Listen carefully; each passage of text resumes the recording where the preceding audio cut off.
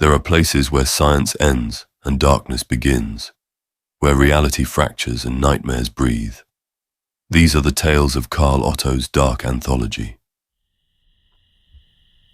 The Abermathy Files, Episode 4, Wolves and Warnings, by Carl Otto. The forest breathed around him, dark, damp, and deathly still.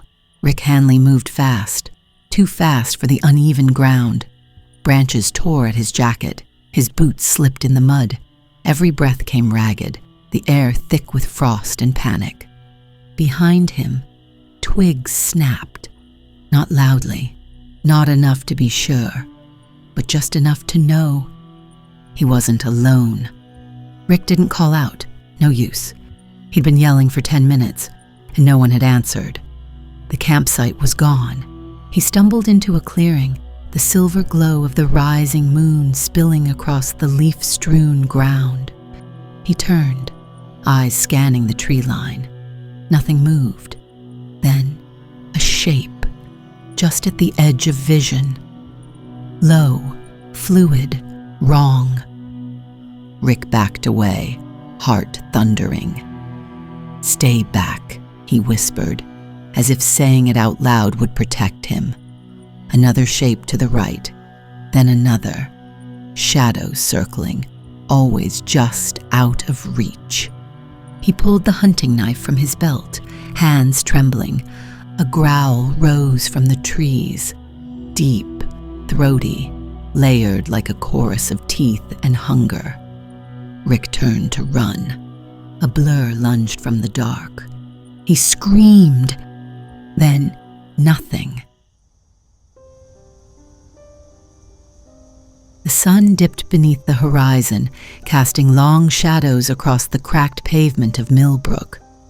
Peggy Abermathy stood at her bedroom window, watching as twilight bled into darkness. A heaviness pressed against her chest. Halloween haunted her like a ghost she couldn't shake, each passing day deepening her sense of isolation. Something in Millbrook had changed. The air felt tense, charged, like the town itself was bracing for something unseen. Dead birds had begun appearing on sidewalks, stiff and lifeless.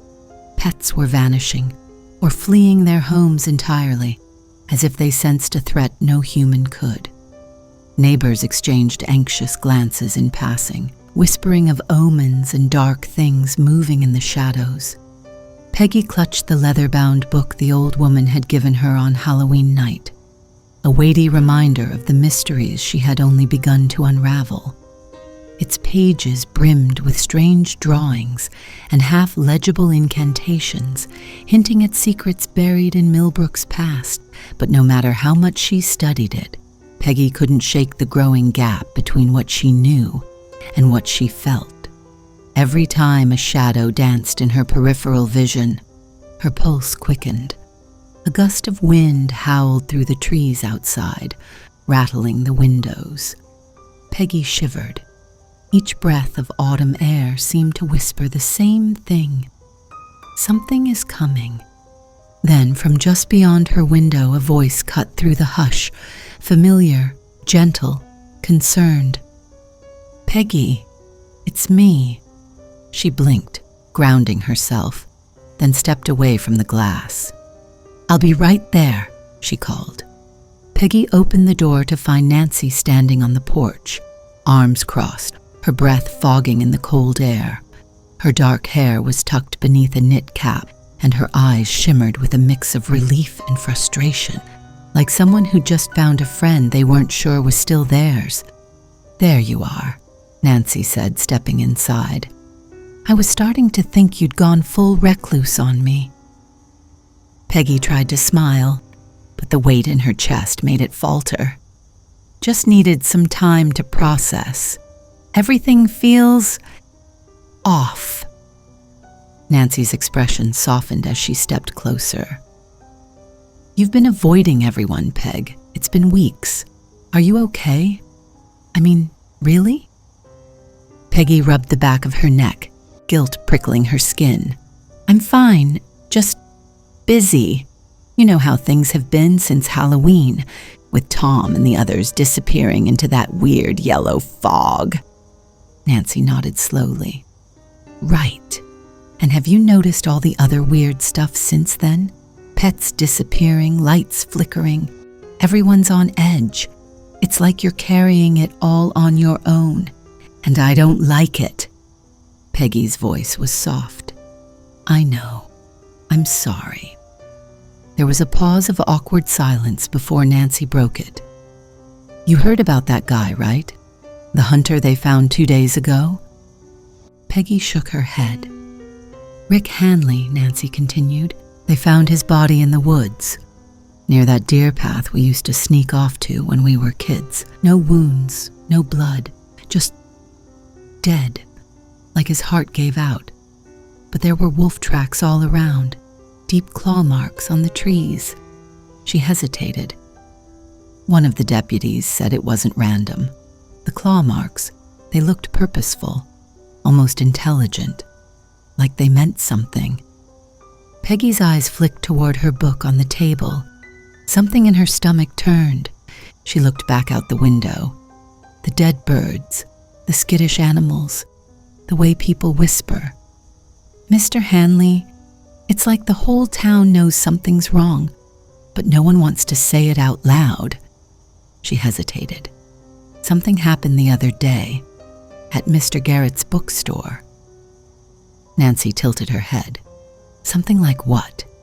I saw things, visions, or maybe hallucinations. I don't even know anymore. Nancy frowned.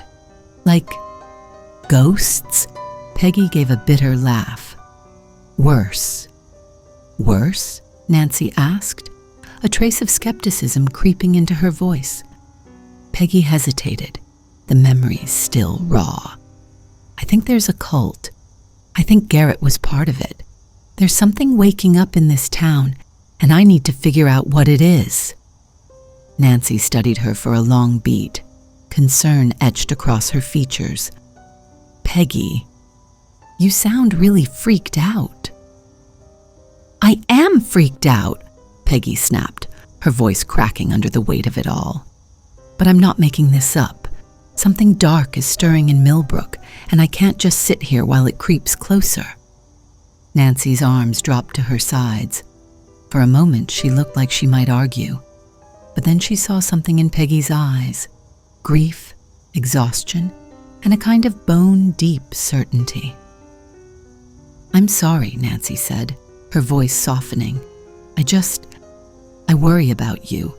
We were supposed to face all this together. If this is real, if you really believe it, then I'm in. Peggy blinked. You mean that? Of course. We grew up on ghost stories and weird town legends. Let's dig into them like we used to. Who knows?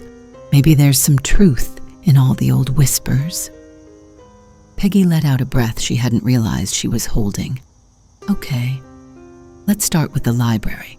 Maybe we can find something about the cult, or the fog, or whatever's happening. Perfect, Nancy grinned. I'll grab my notebook. Meet you there? Peggy nodded. As Nancy turned to leave, Peggy lingered in the doorway, watching her friend disappear down the street. A flicker of hope stirred in her chest. She wasn't alone. The library stood at the edge of Main Street, like a relic from another era, weathered, quiet, and patient. As Peggy and Nancy stepped inside, the familiar scent of old paper and polished wood wrapped around them like a childhood blanket. Sunlight filtered through tall windows, catching in the dust motes that drifted lazily through the still air. The place felt unchanged, even as the world outside had grown stranger. Let's start in the local history section, Peggy said, leading the way down a narrow aisle, flanked by towering shelves. The soft creak of the floor beneath their feet added to the hush of the room. As they moved deeper into the archives, the air thickened, musty with age, heavy with forgotten stories. The light grew dimmer, and the quiet more complete. It felt like entering a tomb of memory. "This is where we'll find it," Peggy murmured. "If the cult's been around for decades, there has to be some record." They stopped at a shelf lined with cracked volumes and unlabeled folders. Nancy ran her fingers across the spines, her expression thoughtful. "Remember the summer reading club?" she said with a small smile. "We practically lived in here."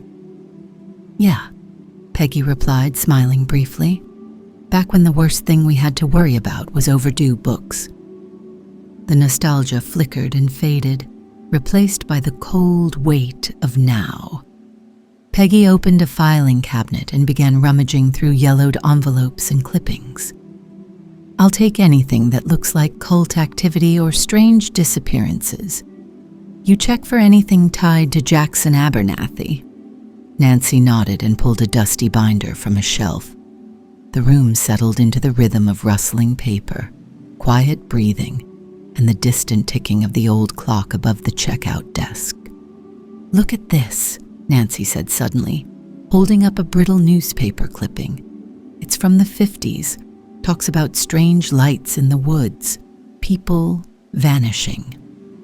She squinted at the byline.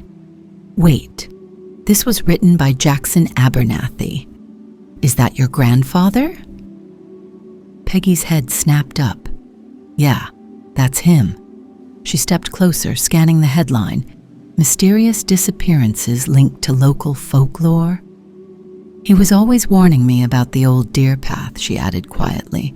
"Used to say something about a witch that stole children." Nancy shuddered. "Okay, it's not creepy at all." She flipped to another page and hesitated. "This one's recent, a couple of weeks ago. It's about pets disappearing, people hearing howls in the woods." Nancy's voice softened. "It was written by Tom." Peggy froze. "That's the story he told me about, the night before the fog." "Do you think it's connected?" Nancy asked. "I think it has to be," Peggy said, her voice barely a whisper. "He said something about demon wolves. At the time, I thought it was just one of his theories, but Mrs. Yates, some old woman that lives by the northern woods, told him about these strange wolves.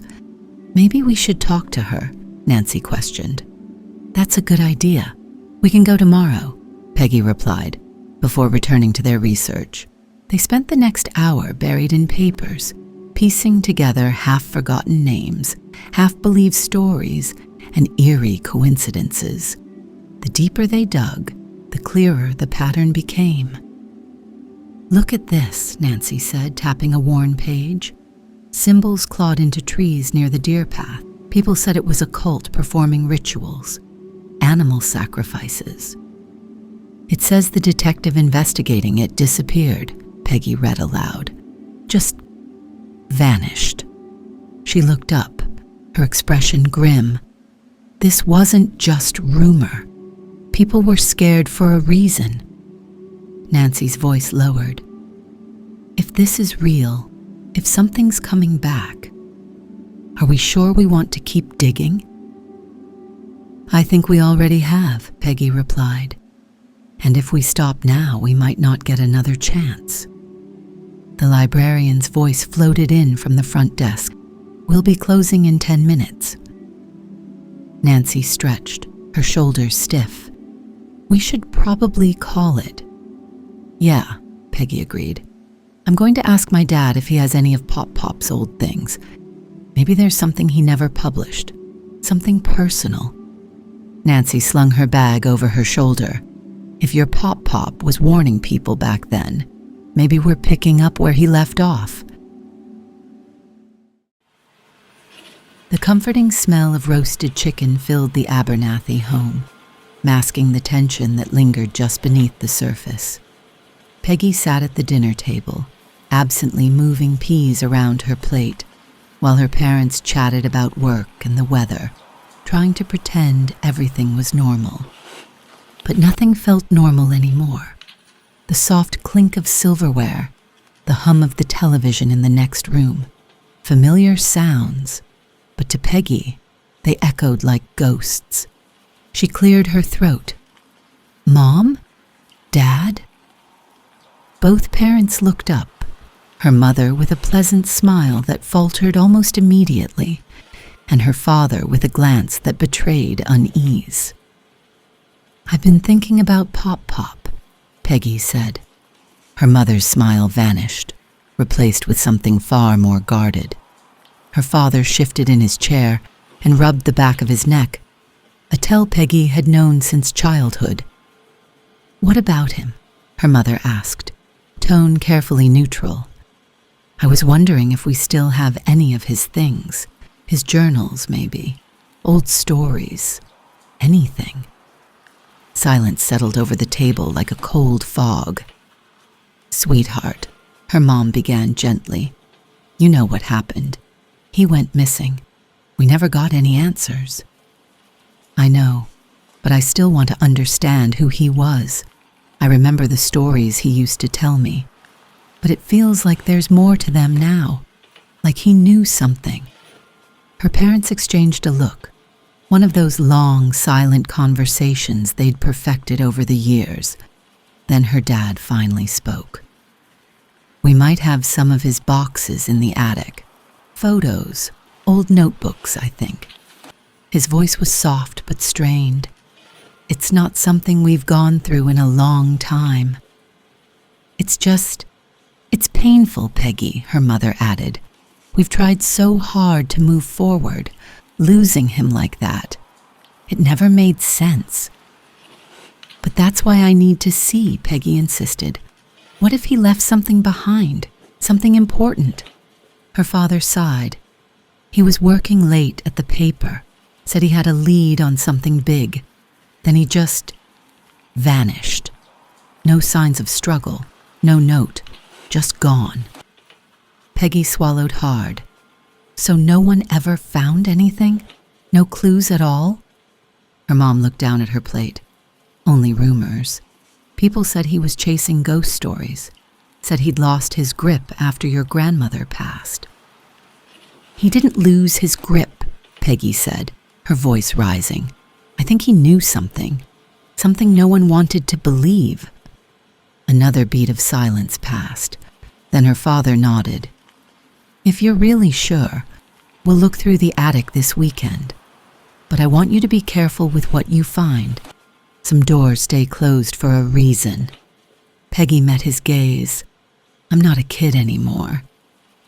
"You're still our daughter," her mother said quietly. "And some things change people. Be sure you want to open that box before you do." "I'm sure." Her parents didn't press further. The rest of dinner passed in quiet conversation and muted glances. The next day, the evening air had turned sharp by the time Peggy and Nancy reached the edge of town. A chill settled in their bones as they followed the narrow path to the outskirts, where Mrs. Yates's cottage sat hunched like a secret keeping itself. Her home looked stitched together from old wood and stubbornness, its sagging porch wrapped in creeping vines.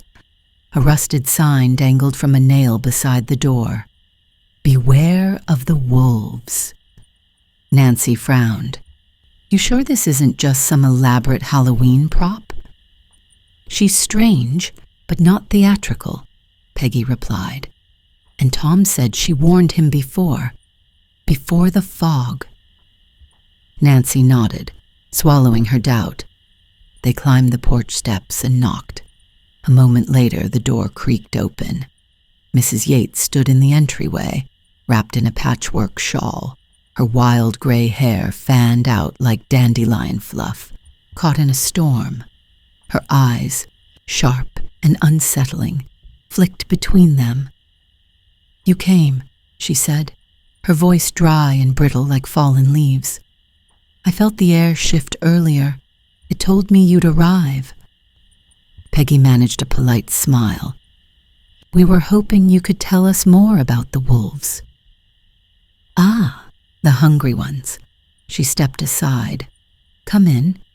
But leave your skepticism at the door. They entered cautiously. The cottage smelled of dried herbs and smoke. The walls were cluttered with strange trinkets, bone charms, and yellowed maps. Dozens of candles burned on every surface, casting a flickering glow across the room. Mrs. Yates sank into a threadbare armchair. "What you want to know isn't safe," she said.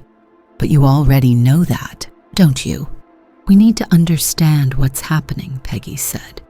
"Tom told me you warned him. You mentioned wolves, not just animals, but something more." Mrs. Yates nodded slowly. "They are not creatures of flesh alone. They wear bodies when they must, but what they feed on is deeper. Fear, grief, doubt, the parts of you that never heal." Nancy shifted uncomfortably. "That sounds like poetry, not fact." "It's both," the old woman replied. "The wolves come from the thinning places, where the veil between this world and the next wears too thin. They hunt from those shadows." Peggy leaned forward. "Where is the thinning happening?" Yates's expression darkened. "North of my field, there's a trail, an old deer path. Take it into the woods, and you'll find a tree, an oak so ancient it no longer belongs to this world. That's where the wolves cross over." "The tree's a gate?" Peggy asked. "A beacon," Yates corrected. "It marks the place where something opened. I don't know what tore the veil, but the wolves were the first to step through." Nancy crossed her arms. "This is starting to sound like a campfire story." Mrs. Yates looked at her sharply. "That's what all true stories become, until someone ends up screaming in the dark." A long pause followed. "The full moon is rising," the old woman added. "Tonight is the first of the second full moon cycle since Halloween. That matters. They hunt stronger on these nights." Peggy hesitated. "Can we fight them or stop them?" "You can try," Yates said grimly. "But steel and bullets won't do much. They are shadows wrapped in memory. If you want to see them, they must want to see you. And if they do..." She trailed off. Peggy felt her chest tighten, but her voice was steady. "We have to go. We can't just sit back and let more people disappear." Mrs. Yates's gaze lingered on her. "Then you must walk the deer path at moonrise. But know this, whatever you face in that clearing will not just come from the woods." She leaned forward, her eyes glowing in the candlelight. "It will come from inside you." The moon hung high in the star-speckled sky as Peggy and Nancy stepped off the dirt road and onto the narrow trail behind Mrs. Yates's field. The world around them shifted with each step, quieter, colder, older. The deer path wound between towering pines, their gnarled branches forming a jagged canopy overhead. Moonlight filtered through in thin slivers, painting silver lines across the forest floor. "You sure this is a good idea?" Nancy whispered, clutching her coat tighter. "Because hiking into the woods at night, on the word of the town crazy lady, sounds exactly like how horror stories start." Peggy gave a weak smile. "Yeah, well, we're already in one." Nancy let out a nervous breath. "Great." They moved deeper into the trees. The usual night sounds, crickets, rustling leaves, grew sparse, replaced by an uncanny stillness. Every snap of a twig beneath their boots felt too loud. "There's something off about this place," Peggy muttered. "You think?" Peggy paused, glancing over her shoulder. "I mean, like the air. It feels heavy." Nancy nodded. "It's like walking through someone else's dream." They pressed on in silence, the forest closing in tighter the farther they went. Then The trees gave way to a clearing, and there it stood, the oak. It towered over them, a gnarled mass of twisted limbs clawing at the sky. Its bark was blackened and cracked, as if scorched by fire long ago, and its roots curled across the clearing like petrified snakes. "Whoa," Nancy whispered. "That can't be natural." "It isn't," Peggy said, breathless. "It looks wrong." As they stepped into the clearing, the temperature dropped. Peggy felt a tingling pressure behind her eyes, like a presence watching just beyond her vision. The girls approached the base of the tree, scanning its surface. Peggy reached out and brushed the bark. It felt warm. "Look at this," she said, crouching by the roots. "Symbols clawed into the wood." Nancy knelt beside her. "What do they mean?" "I don't know," Peggy replied, "but they match the ones in my book." Nancy frowned, glancing around the clearing. "Okay, we saw the tree. We took a look. Time to go." Peggy didn't move. "Not yet. Yates said the wolves come here, that this is where they cross over." Nancy looked toward the dark trees ringing the clearing. "Well, I vote we don't hang around for the show." Just then, something moved in the underbrush. A faint rustle, a low growl. They froze. "You heard that, right?" Nancy whispered. Peggy nodded slowly.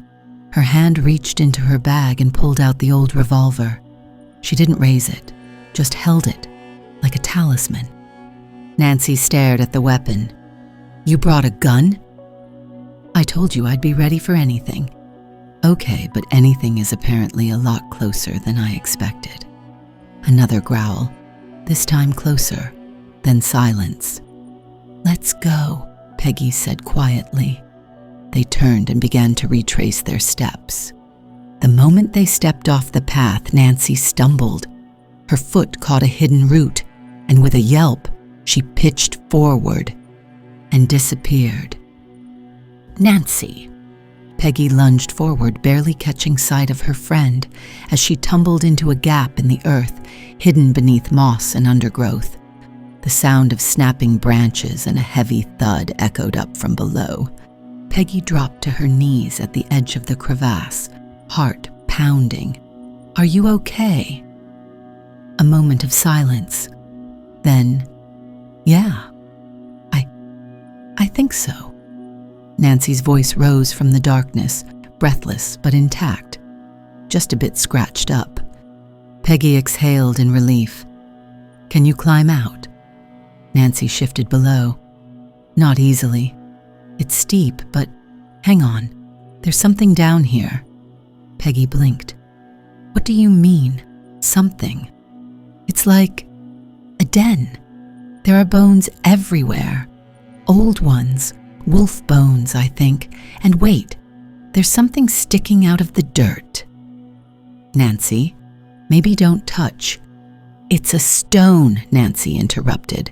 "Flat with carvings, like the ones clawed into the tree." Peggy hesitated, then pulled her camera from her bag. "Here, catch." She lowered the Polaroid by the strap, letting it swing gently down into the pit. Nancy caught it, aimed, and snapped a few photos. The soft whir and click echoed unnaturally in the silent woods. She sent it back up, hand shaking slightly. "I think I got them." Nancy's hand brushed something buried just beneath the dirt, cool metal, smooth.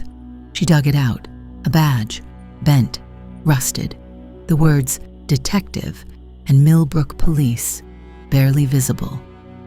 "Peggy," she whispered, "it's a badge, like police." Peggy's heart skipped. The detective who vanished? Nancy nodded slowly. "We don't know for sure, but it has to be him. Who else would it belong to, all the way out here?" Peggy crouched lower, her voice tight. "If that's really his, then he never made it out." "Okay, Nancy, let's get you out of there," Peggy said. "Try climbing up. I'll help." Nancy jumped, scrabbling for the ledge. Peggy grabbed her wrists, trying to haul her upward, but the ground was damp and slick, and Nancy's boots couldn't find purchase. Almost just a little higher. Then the air shifted. Cold rolled through the clearing like a breath held too long. Peggy froze.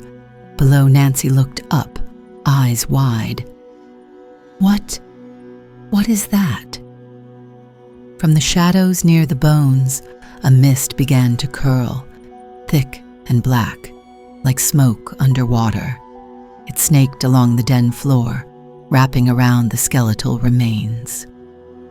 "Peggy," Nancy whispered, "something's happening." The bones twitched. At first, it seemed like a trick of the light, but then one skull lifted slightly, the jaws unhinging with a dry crack. Another skeleton shifted, its limbs scraping against stone. "Get me out," Nancy screamed. "Now." Peggy strained, gripping her tighter. "Come on, grab the ledge." The fog coalesced, pooling around the bones like ink in water. One by one, the wolves began to rise. Their eyes flared with a pale, unnatural glow. No pupils, just ghost light. Fleshless forms, moving with jerky, predatory purpose. "Peggy!" Nancy shrieked, panic rising in her throat. "I've got you," Peggy yelled back. "Just hold." A snarl broke through the mist. One of the wolves stepped forward, ribs heaving, skull turned directly toward Nancy. It opened its mouth. No sound, no breath, just emptiness. Peggy leaned further over the edge, heart racing, revolver gripped in her free hand. The mist licked at her fingers. "Please." Nancy's eyes met hers, wide, terrified, just inches below the ledge. Peggy couldn't reach her. The wolves closed in, silent and inevitable. Then, darkness.